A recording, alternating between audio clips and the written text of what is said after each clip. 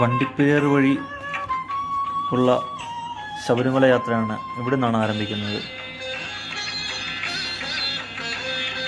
ഇത് വണ്ടിപ്പെരിയാർ സ്റ്റാർട്ടിംഗ് പോയിൻ്റാണ്. നമ്മളിവിടെ നിന്നാണ് ശബരിമലയിലേക്കുള്ള യാത്ര ആരംഭിക്കുന്നത്.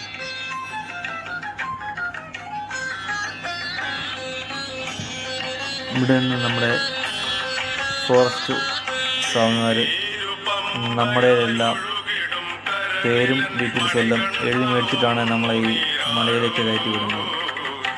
ഇവിടുന്ന് ഏകദേശം 5 മണിക്കൂറത്തെ യാത്രയാണ് സന്നിധാനത്തിലേക്ക്. വളരെ പ്രകൃതി ഭംഗി വളരെ ഉള്ള ഒരു ഭാഗമാണ്. പുല്ലുമേട് ആദ്യം നമ്മൾ ഒരു ചെറിയ മല കയറ്റം തന്നെയാണ് കാണുന്നത്. ഈ ഒരു മല മാത്രമേ ഉള്ളൂ നമുക്ക് കയറാൻ. പിന്നുള്ള മലയെല്ലാം ഇറക്കമാണ്. നമുക്ക് മല കയറ്റം കുറവാണ്. പിന്നെ സമതലങ്ങളും ചെറിയ കുന്നിൻ ചെരുവുകളും ഒക്കെ ഉള്ളൂ. ഈ കയറി ചെല്ലുന്നത് ഒരു ചെറിയൊരു മലയുടെ മുകളിലാണ്. ഇതാണ് നമ്മുടെ ഫസ്റ്റ് ഡെസ്റ്റിനേഷൻ എന്ന് പറയുന്നത്. ഇവിടെ നമുക്ക് ഫോറസ്റ്റ് ഓഫീസേഴ്സ് നമുക്ക് ഇവിടുന്ന് വെള്ളം തരുന്നതാണ്. ഔഷധക്കഞ്ഞിയാണ് ഇവിടുന്ന് നമുക്ക് ലഭിക്കും. നമുക്ക് കുപ്പിവെള്ളം കൊണ്ടുപോകാനുള്ള അനുവാദം, പ്ലാസ്റ്റിക് ഐറ്റങ്ങളൊന്നും നമ്മളെ ഇതും കൊണ്ട് കാട്ടിലോട്ട് കയറ്റി വിടത്തില്ല. ഫോറസ്റ്റ് ഓഫീസേഴ്സ് ഇതെല്ലാം പരിശോധിച്ചതിന് ശേഷം നമ്മളെ കയറ്റി വിടത്തുള്ളൂ. ചെറിയൊരു കർപ്പൂരത്തിൻ്റെ പ്ലാസ്റ്റിക്കിൻ്റെ കവർ പോലും അവർ നമ്മളെ ഈ മലയിലോട്ട് കയറ്റി വിടത്തില്ല. അതുപോലെ ഭംഗിയായിട്ടാണ് നമ്മൾ അയ്യപ്പൻ്റെ പൂങ്കാവനം സൂക്ഷിക്കുന്നത്.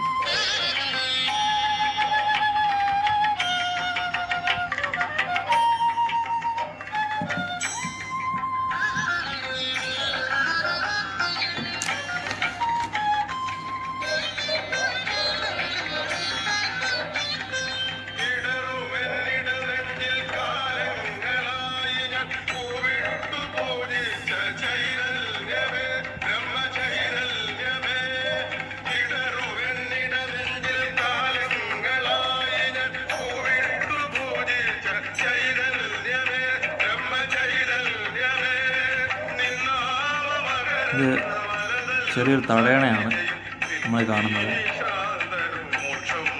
18 മലകൾക്കും അധികമായ ശ്രീ അയ്യപ്പൻ്റെ പുല്ലുമേടാണ് നമ്മളിപ്പോൾ കാണുന്നത്.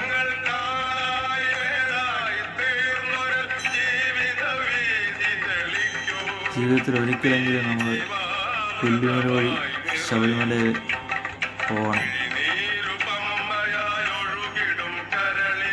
അതുപോലെ പ്രകൃതി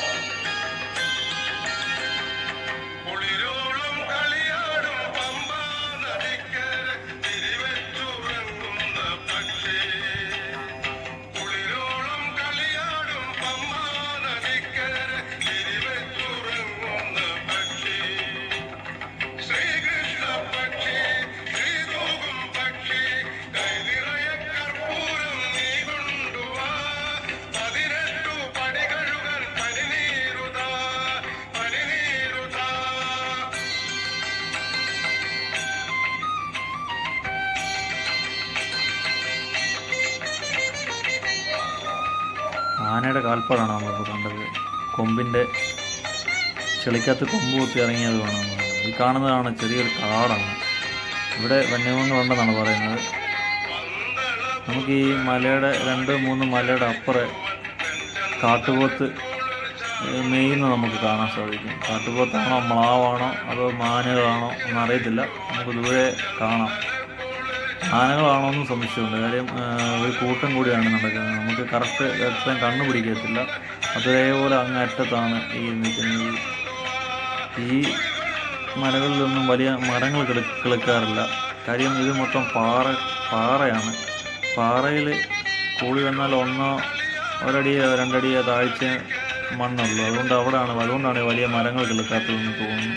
ഇതിൻ്റെ ഇടയ്ക്ക് കാണുന്ന അത് ഒരു തുനിപ്പിൽ വലിയ മരങ്ങളുണ്ട്, കണ്ടില്ല? അത് ചെറിയൊരു കാടാണ്, അവിടെയാണ് വന്യമൃഗങ്ങളുണ്ട്.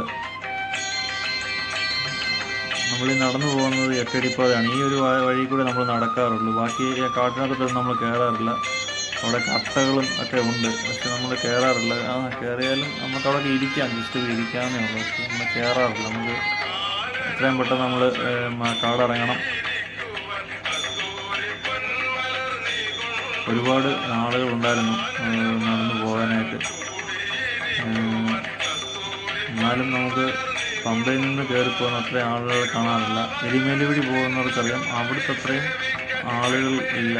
നമ്മൾ സ്റ്റാർട്ടിങ്ങിൽ പോയതുകൊണ്ടായിരിക്കാം.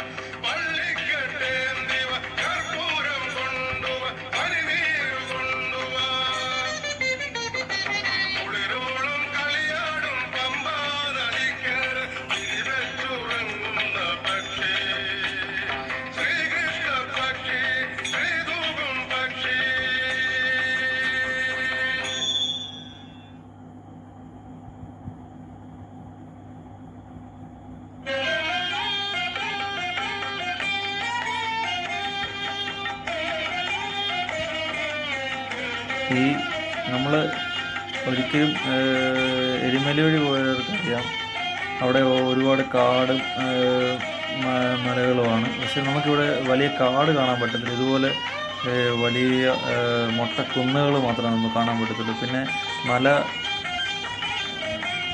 സന്നിധാനത്തിനും അടുക്കാറാകുമ്പോൾ മാത്രമേ നമുക്ക് അത്യാവശ്യം ചെറിയൊരു കാട് നമുക്ക് കാണാൻ പറ്റും. അതുവരെ നമുക്ക് ഇങ്ങനെ ഉള്ള ഭാഗങ്ങൾ കാണാൻ സാധിക്കുകയുള്ളൂ. ഇവിടെ നല്ല വെയിലാണ് എങ്കിൽ പോലും നമുക്ക് വളരെ തണുത്ത കാറ്റാണ് ലഭിക്കുന്നത്. ഭയങ്കരം കാറ്റാണ് ഇവിടെ, ഭയങ്കരം കാറ്റാണ് അടിക്കുന്നത് ഇതിലേക്കൂടെ. നമ്മൾ ഈ കാണുന്ന എല്ലാം മലയാണ്. ഈ മലകൾ നമ്മൾ കയറി ഇറങ്ങുന്നില്ല പോലും, മലയുടെ അടിവാരത്തിൽ കൂടെയാണ് നമ്മൾ ഈ നടന്നു പോകുന്നത്.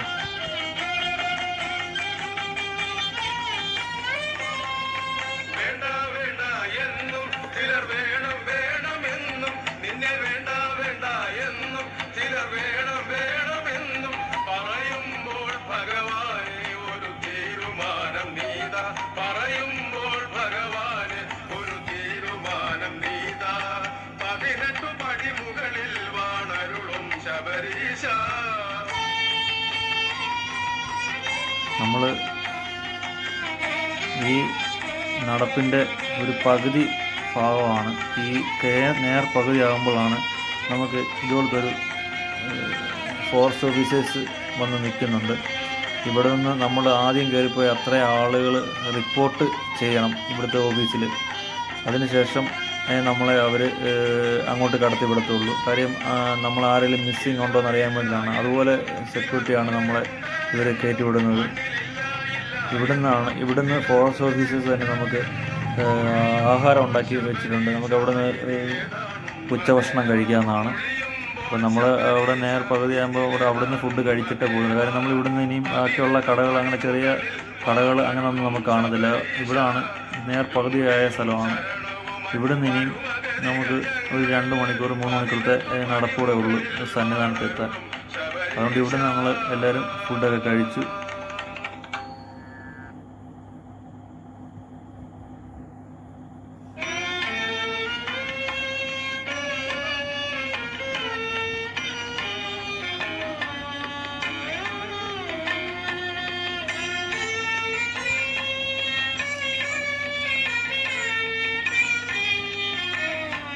നമ്മുടെ ഈ പുല്ലുമേട് ഏകദേശം തീരാറായി. ഇനി നമ്മൾ പുല്ലുമേട് ഇറങ്ങി നമ്മളിനി ചെറിയ കാട്ടിലോട്ട് കയറാൻ പോവുകയാണ്.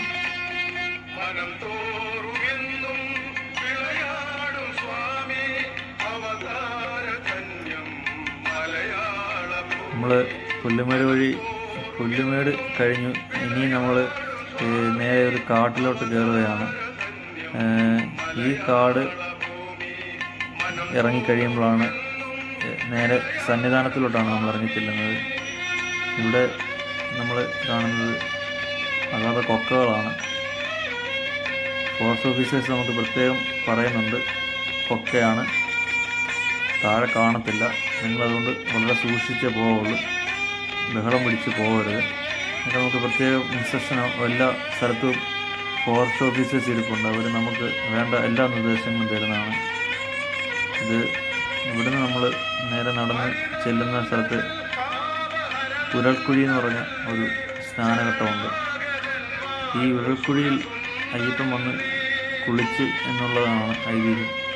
നമ്മൾ അങ്ങോട്ട് പോകുമ്പോൾ വഴി ഉരൽക്കുഴിയിലാണ് നമ്മൾ സ്നാനം ചെയ്തിട്ട്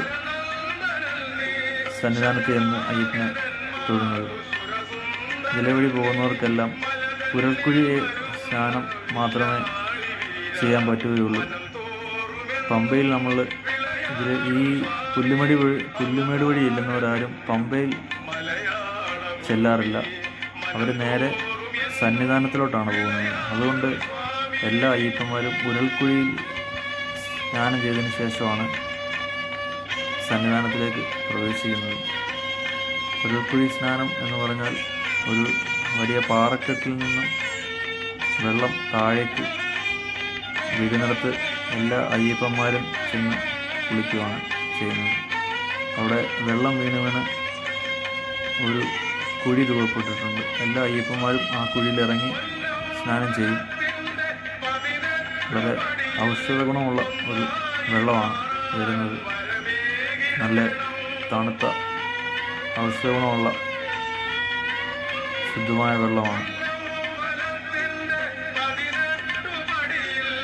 ഈ വഴിയിൽ വളരെ ശ്രദ്ധയോടെ നടന്നു പോകേണ്ട സ്ഥലമാണ്. കാര്യം ഈ ഒരു സൈഡ് നല്ല ഭയങ്കര ആഴത്തിലുള്ള കൊക്കയാണെന്നവർ പ്രത്യേകം പറയുന്നുണ്ട്. നമ്മളിപ്പോൾ ചെല്ലുന്നത് ഉരൽക്കുഴി എന്ന് പറഞ്ഞ സ്ഥലത്താണ്. അവിടെ എല്ലാ അയ്യപ്പന്മാരും കുളിക്കുന്നത് നമുക്ക് കാണാം. നമ്മളും അവിടെ ഇറങ്ങി കുളിക്കും. ഈ വീഴുന്ന വെള്ളച്ചാട്ടത്തിലാണ് എല്ലാവരും കുളിക്കുന്നത്. ഒരുപാട് പേരുണ്ടായിരുന്നു. എല്ലാവരും ഉരൽക്കുഴിയിൽ സ്നാനം ചെയ്യുന്നതാണ് നമ്മളിപ്പോൾ കാണുന്നത്. ഇവിടുന്ന് നമ്മൾ ഉരൽക്കുഴി സ്നാനം ചെയ്ത് കഴിഞ്ഞാൽ പിന്നെ നമ്മൾ നടന്ന് നീങ്ങുന്നത് സന്നിധാനത്തിലേക്കാണ്. ഇവിടുന്ന് ഏകദേശം 1 കിലോമീറ്റർ ദൂരമുള്ളൂ സന്നിധാനത്തിലേക്ക്. ഇവിടുന്ന് നമ്മൾ ഇപ്പോൾ തന്നെ നമുക്ക് ഏകദേശം ഉരൽക്കുഴി സ്നാനം ചെയ്ത് കഴിഞ്ഞ് നടന്നാൽ ഉടനെ നമുക്ക് സന്നിധാനത്തിലെ അനൗൺസ്മെൻറ്റും അവിടുത്തുള്ള പാട്ടുകളും എല്ലാം കാണാം. നമുക്ക് ആ ദൂരെ കാണുന്നതാണ് സന്നിധാനം. ഇവിടുന്ന് തന്നെ നമുക്ക് കാണാം സന്നിധാനം.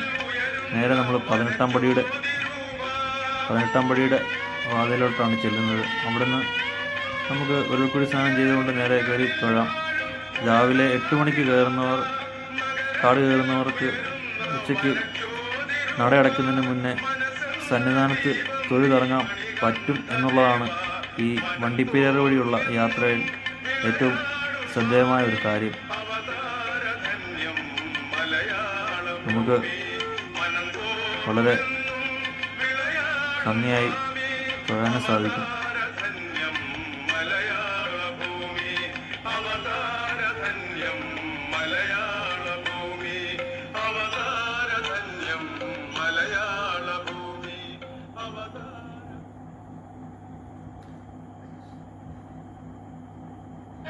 ശബരിമല സന്നിധാനത്തിലെ എല്ലാ ഭാഗങ്ങളും നമുക്ക് ഉൾക്കൊള്ളാൻ സാധിച്ചു എന്നുള്ളതാണ്.